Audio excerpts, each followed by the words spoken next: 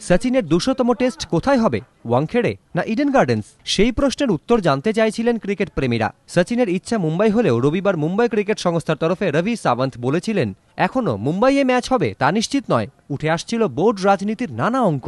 CAB কিন্তু জানিয়ে দিয়েছে সচিনের ইচ্ছাকেই তারা সম্মান জানাতে চায়।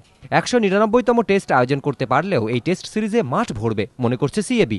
ক্রিকেট অ্যাসোসিয়েশন অফ বেঙ্গল সর্বতোভাবে চেষ্টা করবে যাতে ইডেন গার্ডেন একটা ম্যাচ পায়। সচিন এত বড় মাপের ক্রিকেটার এবং ভারতবর্ষের গর্ব, ভারতবর্ষের প্রত্যেকটা মানুষের নিঃশ্বাস। সচিন যেটা মন থেকে চাইছে তার বিরুদ্ধে গিয়ে সিএবির কিছু বলা উচিত?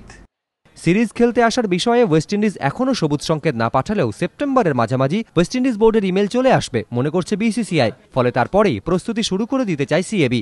বিশেষ এই সিরিজকে স্মরণীয় করে রাখতে তৈরি হচ্ছে Eden Gardens. Kuntal Chakraborty, ABP Ananda, Kolkata.